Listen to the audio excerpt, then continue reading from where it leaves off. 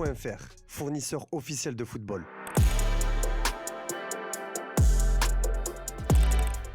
Salut tout le monde et bienvenue dans ce nouveau JT Foot Mercato. On démarre avec le PSG et Achraf Hakimi qui joue ce soir contre l'AS Monaco en barrage retour de Ligue des Champions. Le latéral marocain sera forcément titulaire contre le club du Rocher, mais c'est surtout son actualité extra-sportive qui fait parler en ce moment. Hakimi a été renvoyé devant la cour pour l'affaire de viol dans laquelle il est impliqué, et on connaît désormais les raisons qui ont poussé cette décision en justice. Dans le document, la magistrate a retenu que les déclarations de la plaignante, malgré leur nature unique, étaient suffisamment détaillées pour justifier une mise en accusation. Cette dernière juge le discours de la plaignante constant et circonstancié, malgré quelques pertes de mémoire et le fait que cette dernière a mélangé certaines étapes lors de son récit, qui a eu lieu 1 mois et demi après la fameuse soirée, qui a duré un peu plus d'1 heure. Des messages et des témoignages de personnes qui ont écouté la plaignante se livrer en pleurs ont également été des raisons qui ont poussé la magistrate à prononcer cette décision. On reste au PSG, un club où Vitinha brille depuis son arrivée en provenance de Porto. Le milieu de terrain portugais est la pierre angulaire du dispositif de Luis Enrique, donc forcément ça attire l'œil de la concurrence, notamment du Real Madrid qui aurait bien besoin d'un tel profil. Ce mercredi, la Cadena Ser fait un large point sur ce dossier. Le club espagnol assure que cette opération, qui pouvait paraître utopique ces derniers mois, est désormais plus réaliste. Mais à Madrid, on ne compte pas aller trop vite pour compromettre ses chances. La Cadena Ser précise que l'écurie madrilène souhaite passer à l'action pour Vitinha, mais elle ne bougera pas tant que le Paris Saint-Germain est en lice en Champions League.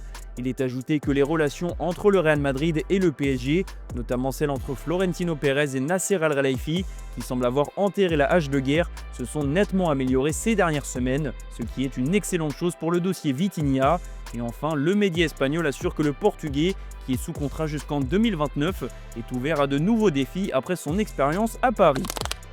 On va rester du côté du Real Madrid, où les dernières infos concernant Kylian Mbappé ne sont pas forcément rassurantes. Marca explique que Kylian Mbappé va faire une pause, lui qui ne serait pas totalement satisfait de comment le staff médical madrilène a géré ses soucis, donc Mbappé ne jouera plus jusqu'à ce que ses problèmes au genou gauche disparaissent définitivement. Jouer sans être à 100% comme ce fut souvent le cas ces derniers temps, c'est terminé.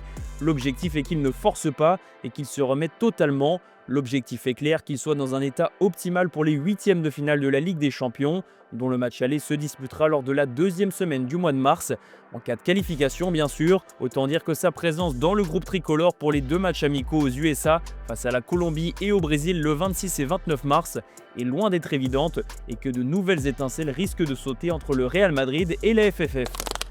La semaine dernière, José Luis Chilaver avait fait polémique en lâchant une déclaration assez folle sur Kylian Mbappé et Vinicius Junior. Ses propos ont fait le tour du monde et il a décidé d'en remettre une couche.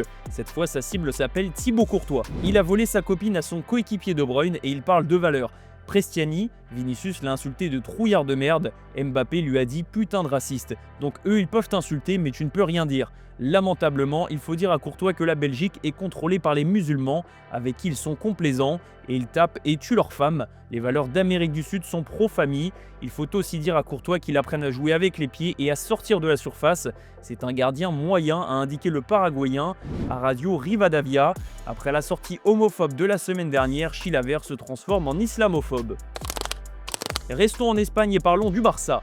Ces derniers jours, il est souvent question de la relation délicate entre Joan Laporta et Léo Messi, un sujet qui revient encore plus avec les élections pour la présidence du club. Le retour de l'Argentin à Barcelone dans un rôle administratif ou honorifique est un enjeu majeur de ces élections.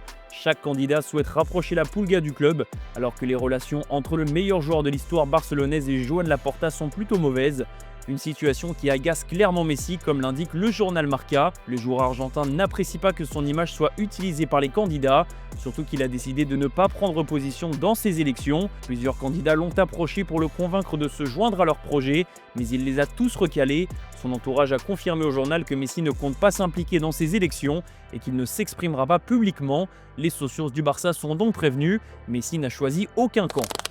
On va évoquer l'Atlético de Madrid et Julián Álvarez. L'attaquant argentin semblait être l'arme offensive numéro 1 en début de saison, mais les choses ont bien changé depuis. Álvarez est beaucoup moins efficace, il a même été remplaçant lors des 2 derniers matchs de Liga, et même s'il a marqué à l'aller contre Bruges, le champion du monde 2022 n'y arrive pas beaucoup plus.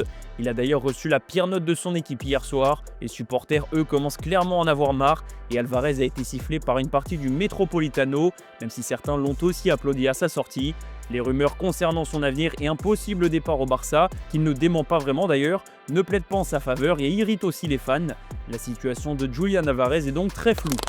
À moins de 4 mois de la prochaine Coupe du Monde, on peut déjà s'essayer au jeu des pronostics, mais bien malin celui qui réussira à prédire la liste complète de Didier Deschamps. A priori, le sélectionneur des Bleus devrait convoquer 8 voire 9 attaquants, et à en croire le journal L'Équipe, 6 sont aujourd'hui quasiment certains d'être du voyage aux États-Unis. Il y a évidemment le capitaine des Bleus Kylian Mbappé, le ballon d'or Ousmane Dembélé, le Golden Boy Désiré Doué et le meilleur passeur d'Europe Michael Olise, mais également Bradley Barcola et Ryan Cherki. Deux autres semblent prendre de l'avance, à savoir Marcus Thuram et Hugo Ekitike. Et si Didier Deschamps faisait le choix de convoquer un 9e offensif, le dernier strapontin se jouerait actuellement entre Randal Kolo Muani, Florian Thauvin, Jean-Philippe Mateta, Christopher Nkunku, Kingsley Coman ou encore Marney Sakliouche. Un petit mot mercato et celui-ci concerne Pape Gueye. L'ancien milieu de l'OM est devenu indispensable du côté de Villarreal, mais également avec la sélection du Sénégal. C'est d'ailleurs lui qui a offert la CAN à son pays en inscrivant le seul but de la finale face au Maroc. Pape Gueye a pris encore plus d'influence en Liga et son nom résonne désormais du côté de la Première Ligue. Selon nos informations, Manchester United aurait un œil sur le milieu de terrain de Villarreal. Le champion d'Afrique en titre est très apprécié par les Red Devils, qui pourrait formuler une offre très alléchante cet été. Suite au départ programmé de Casemiro, Pape Gueye fait figure de remplaçant idéal aux yeux de la direction mancunienne. Affaire à suivre. Petit tour par la Turquie où le club de l'Adana Demirspor vit un véritable cauchemar depuis 2 saisons. Lors de la saison 2023-2024, l'Adana Demirspor comptait dans ses rangs Mario Balotelli, Nani, Mbaye Niang, Younes Belhanda, Benjamin Stambouli ou encore Youssef Attal. Après le départ de toutes ces stars, l'Adana Demirspor a passé une saison en enfer l'année dernière. Interdit de recrutement à l'été 2024, les Turcs ont subi plusieurs retraits de points et ont terminé la saison avec 2 petits points au compteur et un bilan de 3 victoires seulement en championnat. À l'heure actuelle, l'Adana Demirspor est bon dernier de 2e division turque. Sanctionné à de nombreuses reprises, le club compte moins 57 points au classement. Avec 3 matchs nuls et 24 défaites en 27 matchs, la fédération turque a infligé 60 points de pénalité à l'Adana, déjà condamné à la descente en 3e division. À la même période l'année dernière, le club était en première division, une dégringolade qui n'est pas que sportive, parce que le club a annoncé début février que la direction du club avait été démantelée suite à l'implication et l'arrestation de son président, Murat Sanca, qui avait été impliqué dans le vaste scandale des paris sportifs qui a secoué la Turquie ces dernières semaines. Résultat, les supporters ont pris le contrôle du club, plus que jamais à la dérive. On va boucler ce JT avec une note plus positive et l'image du jour. Bodo Glimt a réalisé l'exploit d'éliminer l'Inter Milan en barrage de Ligue des Champions. Une surprise énorme, surtout que le club norvégien a gagné les 2 rencontres. C'était la folie dans le vestiaire de Bodo hier à Giuseppe Meazza. Et le club en a profité pour tout poster sur ses réseaux sociaux. Alors je vous laisse sur ces images de joie les amis, merci d'avoir regardé ce JT. Et on se donne rendez-vous demain matin sur Foot Mercato.